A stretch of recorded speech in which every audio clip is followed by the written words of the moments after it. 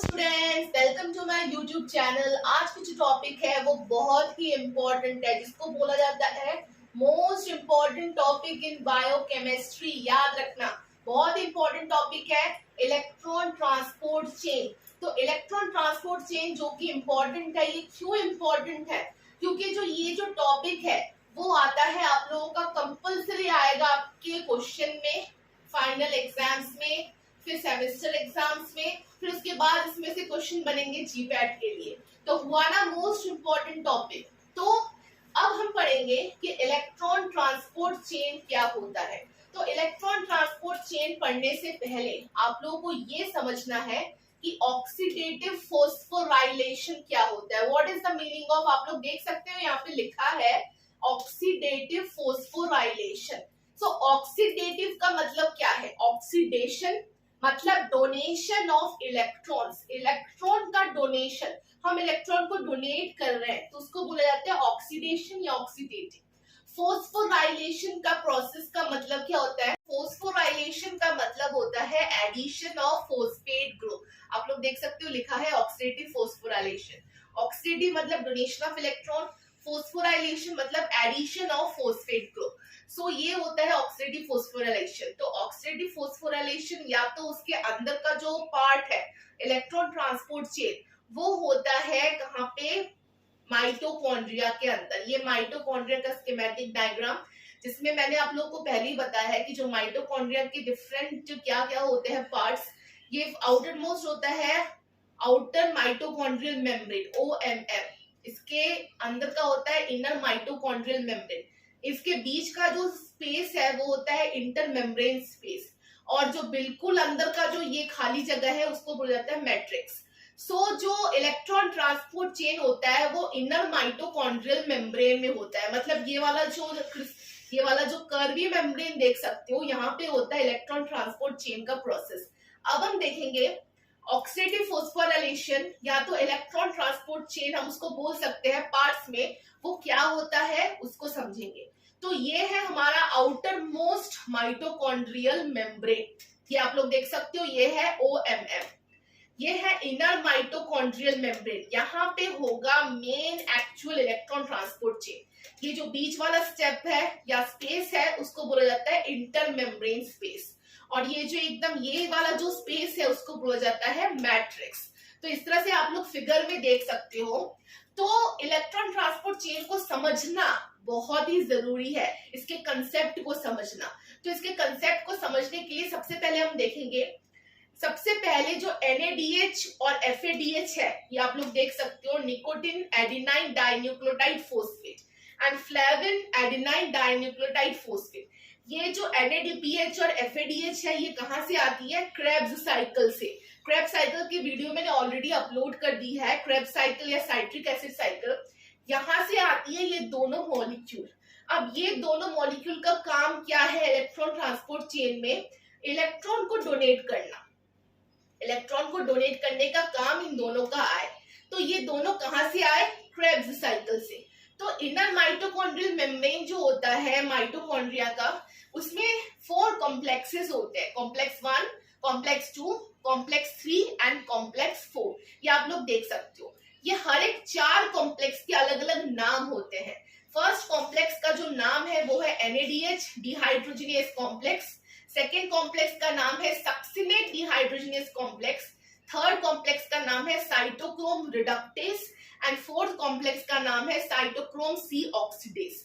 तो ये है टोटल 4 कॉम्प्लेक्स। अब ये जो मॉलिक्यूल है इसका काम है इलेक्ट्रॉन डोनेट करना। अब ये इलेक्ट्रॉन डोनेट करेगी, जिससे क्या होगा?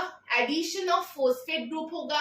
ADP था सबसे पहले, वो बनेगा ATP, adenosine diphosphate to adenosine triphosphate. मतलब एक फोस्फेट ग्रुप ऐड हुआ, डाई से ट्राई हुआ, तो ये है एडिशन ऑफ फोस्फेट ग्रुप। तो जैसे इलेक्ट्रॉन डोनेट होगी तो वो क्या होगी? सबसे पहले NADH और FADH इलेक्ट्रॉन को डोनेट करेगी फर्स्ट कॉम्प्लेक्स को, फिर वो फर्स्ट कॉम्प्लेक्स क्या करेगी? इलेक्ट्रॉन डोनेट करेगी सेकेंड कॉम्प्लेक्स को। जैसे इलेक्ट्रॉन आगे आगे जाती जाएगी तो क्या होगा? एनर्जी रिलीज होगी in the form of ADP, फिर वो ADP कन्वर्ट होगी ATP में, डाइफॉस्फेट टू ट्राइफॉस्फेट। सो ये डोनेशन ऑफ इलेक्ट्रॉन हो रहा है from first complex, then after second complex, फिर सेकेंड कॉम्प्लेक्स से थर्ड कॉम्प्लेक्स, फिर थर्ड कॉम्प्लेक्स से लास्ट में फोर्थ कॉम्प्लेक्स। सो जैसे जैसे इलेक्ट्रॉन का डोनेशन होता रहता है इन सब कॉम्प्लेक्सेस में, साथ ही साथ फॉस्फोराइलेशन प्रोसीजर भी होता रहता है। तो इन दोनों को मिला के बोला जाता है ऑक्सीडेटिव फॉस्फोराइलेशन प्रोसेस, मतलब donation of electrons and addition of phosphate group. So ये होता गया, इलेक्ट्रॉन की चेन बनती गई, इसलिए इसका नाम है इलेक्ट्रॉन ट्रांसपोर्ट चेन। मतलब इलेक्ट्रॉन ट्रांसपोर्ट हो रहा है फर्स्ट कॉम्प्लेक्स से सेकेंड कॉम्प्लेक्स, सेकेंड कॉम्प्लेक्स से third complex and third complex से फोर्थ कॉम्प्लेक्स। अब लास्ट में क्या होता है, जैसे ही इलेक्ट्रॉन ट्रांसपोर्ट होता है साथ में एनर्जी भी रिलीज होती है एटीपी के फॉर्म में। जैसी एनर्जी रिलीज होती है तो एनर्जी क्या करती है, पंप करती है हाइड्रोजन आयंस को। सबसे पहले हाइड्रोजन आयंस इस मैट्रिक्स में प्रेजेंट थे, बहुत सारे H+ आयंस इस मैट्रिक्स में प्रेजेंट थे। तो जैसी एनर्जी रिलीज होती है वो यहाँ पे प्रेजेंट H+ आयन को पंप करके इनर माइटोकॉन्ड्रियल स्पेस में ले जाती है, मतलब ये वाले स्पेस में। तो पंप करते करते सारे हाइड्रोजन आयन आप लोग देख सकते हो इंटरमेम्ब्रेन स्पेस में चली गई। तो जब सारे पॉजिटिव आयंस इंटरमेम्ब्रेन स्पेस में चली जाती है तो ये मैट्रिक्स हो जाता है सारा नेगेटिव पूल, मतलब पूरा नेगेटिव से भर गया। इसी को बोला जाता है इलेक्ट्रोकेमिकल ग्रेडियंट। मतलब जब एक जगह बहुत ज्यादा पॉजिटिव, एक जगह बहुत ज्यादा नेगेटिव हो जाता है इस तरह से, तो इसको बोला जाता है इलेक्ट्रोकेमिकल ग्रेडियंट। अब क्या होगा, अब क्या H+ आयन मतलब इलेक्ट्रॉन का ट्रांसपोर्ट हो गया, एनर्जी रिलीज हो गई इन द फॉर्म ऑफ एटीपी। उस एनर्जी ने पंप किया सारे H+ आयन को मैट्रिक्स से इंटर मेम्ब्रेन स्पेस में। तो सारे H+ आयंस यहाँ पे इकट्ठा हो गए, ये हो गया पूरा नेगेटिव। अब क्या होगा, अब अगर H+ आयन को ये इनर माइटोकॉन्ड्रियल मेम्ब्रेन को क्रॉस करना है और वापस मैट्रिक्स में जाना है तो वो नहीं जा सकता, क्योंकि इनर माइटोकॉन्ड्रियल जो मेम्ब्रेन है ये वाला, ये परमिएबल नहीं होता किसी भी आयंस के लिए। तो अब H+ आयन यहाँ पे जाके फंस गया, ठीक है। मतलब यहाँ पे दोबारा अपने घर पे जो उसका ओरिजिनल घर है मैट्रिक्स, वहां पे नहीं जा पा रहा। अब क्या होगा, अब बारी आती है एक कैरियर की या ट्रांसपोर्टर की, एक ट्रक की। मतलब ट्रक ट्रांसपोर्ट करता है सामान का एक जगह से दूसरी जगह।